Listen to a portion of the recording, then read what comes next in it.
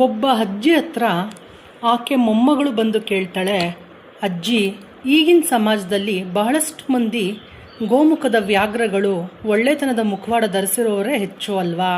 ಇಂಥವರ ಮಧ್ಯೆ ಒಳ್ಳೆ ವ್ಯಕ್ತಿಗಳು ಹೇಗೆ ಜೀವಿಸಬೇಕು ಅಂತ.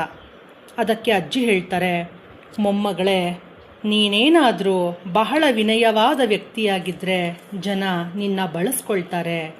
ನೀನೇನಾದರೂ ಪ್ರಾಮಾಣಿಕ ವ್ಯಕ್ತಿಯಾಗಿದ್ದರೆ ಜನ ನಿನ್ನ ತಡೆಗಟ್ತಾರೆ, ಅವಾಯ್ಡ್ ಮಾಡ್ತಾರೆ, ದೂರ ಇರಿಸ್ತಾರೆ. ನೀನೇನಾದರೂ ಬಹಳ ವಿನಯಶೀಲ ವ್ಯಕ್ತಿಯಾಗಿದ್ದರೆ ಜನ ನಿನ್ನ ಕಡೆಗಣಿಸ್ತಾರೆ. ನೀನೇನಾದರೂ ಬಹಳ ಸ್ಟ್ರಾಂಗ್, ಬಲವಾದ, ಪ್ರಬಲವಾದ, ದೃಢವಾದ ವ್ಯಕ್ತಿಯಾಗಿದ್ದರೆ ಜನ ನಿನ್ನ ಮನೋಬಲವನ್ನು ಮುರಿಯಲು ಪ್ರಯತ್ನವನ್ನು ಪಡ್ತಾ ಇರ್ತಾರೆ. ನೀನೇನಾದರೂ ಬಹಳ ಕ್ಷಮಾಗುಣವಿರುವ ವ್ಯಕ್ತಿಯಾಗಿದ್ದರೆ ಜನ ನಿನಗೆ ಮತ್ತೆ ಮತ್ತೆ ಬೇಜಾರು, ಹರ್ಟ್ ಮಾಡ್ತಾನೇ ಬರ್ತಾರೆ ಅಂತ ಹೇಳ್ತಾರೆ ಅಜ್ಜಿ. ಆದ್ದರಿಂದ ನಾನೇನು ಮಾಡಬೇಕು ಅಜ್ಜಿ ಅಂತ ಮೊಮ್ಮಗಳು ಕೇಳ್ತಾಳೆ. ಆಗ ಅಜ್ಜಿ ಹೇಳ್ತಾರೆ, ಬುದ್ಧಿವಂತಳಾಗು ಮೊಮ್ಮಗಳೇ, ದಯಾಳು ಆಗಿರು, ಆದರೆ ಮೂರ್ಖಳಾಗಬೇಡ.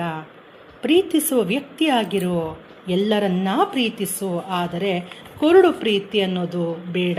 ಎಲ್ಲರನ್ನ ಕೂಡ ನಂಬೋಕೆ ಹೋಗಬೇಡ. ನಿನ್ನ ಸಾಫ್ಟ್ನೆಸ್ಗೆ, ನಿನ್ನ ಮೃದುತ್ವಕ್ಕೆ ಅರ್ಹತೆ, ಯೋಗ್ಯತೆ ಅನ್ನೋದು ಯಾರಲ್ಲಿ ಇರುತ್ತೋ ಅಂತಹವರನ್ನು ಅಬ್ಸರ್ವ್ ಮಾಡಿ ನೋಡು. ಮತ್ತು ಯಾರು ನಿನ್ನಿಂದ ಸಹಾಯ ಆಗುತ್ತೆ, ನಿನ್ನಿಂದ ವಸ್ತುವನ್ನು ಪಡ್ಕೊಳ್ಬೋದು, ನಿನ್ನಿಂದ ಉಪಕಾರ ಆಗುತ್ತೆ ಅಂತಾನೆ ನಿನ್ನ ಬಳಿ ಬರ್ತಾರೆ, ನಿನ್ನ ಜೊತೆ ಇರ್ತಾರೆ ಅಂಥವರನ್ನು ಗಮನಿಸಿ ನೋಡು. ಎಲ್ಲರಿಗೂ ಸೆಕೆಂಡ್ ಚಾನ್ಸ್ ಕೊಡಬೇಡ. ಎಲ್ಲರಿಗೂ ಎರಡನೇ ಚಾನ್ಸ್ಗೆ ಅರ್ಹತೆ ಇರೋದಿಲ್ಲ. ಒಮ್ಮೆ ದ್ರೋಹ ಮಾಡಿದ್ರು, ಅನ್ಯಾಯ ಮಾಡಿದ್ರು, ಮತ್ತೆ ನಿನ್ನ ಬಳಿ ಮಾತಾಡಿಕೊಂಡು ಬರ್ತಾ ಇದ್ದಾರೆ ಅಂತಂದರೆ, ನಿನ್ನ ಸಂಪರ್ಕಿಸೋಕೆ ಬರ್ತಾ ಇದ್ದಾರೆ ಅಂತಂದರೆ ಯೋಚನೆ ಮಾಡು, ಎಚ್ಚರದಿಂದಿರು. ಅವರು ನಿನ್ನ ಫ್ಯೂಚರ್ನ ಡ್ಯಾಮೇಜ್ ಮಾಡೋಕ್ಕೆ ಬರ್ತಾ ಇರ್ಬೋದು. ಕೆಲವರು ಮಾತ್ರ ಅವರು ಮಾಡಿದ ಮೋಸಕ್ಕೆ, ಅನ್ಯಾಯಕ್ಕೆ ಕ್ಷಮೆ ಕೇಳಲು ಬರ್ತಾ ಇರ್ಬೋದು. ಆದರೆ ನಿನ್ನ ಭವಿಷ್ಯದ ನಿರ್ಧಾರ ನಿನ್ನ ಕೈಯಲ್ಲಿರಬೇಕು. ಕೆಲವರು ನಿನ್ನಿಂದ ಫೈನಾನ್ಷಿಯಲಿ ಅಥವಾ ಯಾವುದೇ ರೀತಿಯ ಸಹಾಯ ಪಡ್ಕೊಂಡ್ರೂ ಕೂಡ ನಿನ್ನ ಕಷ್ಟದ ಸಮಯದಲ್ಲಿ ಜೊತೆ ನಿಲ್ತಾರೆ.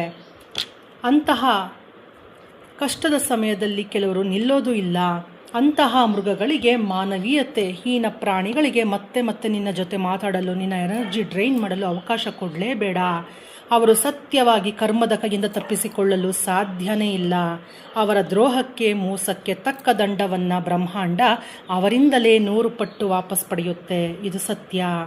ಇನ್ನೊಂದು ಮಾತು ನೆನಪಿನಲ್ಲಿಡು, ನೀನೆಷ್ಟೇ ಸಹಾಯ ಮಾಡಿದ್ರು, ನೀನೆಷ್ಟೇ ಒಳ್ಳೆಯದನ್ನು ಮತ್ತೊಬ್ಬರಿಗೆ ಬಯಸಿದ್ರು ಎಲ್ಲರೂ ನಿನ್ನ ಇಷ್ಟಪಡೋದಿಲ್ಲ.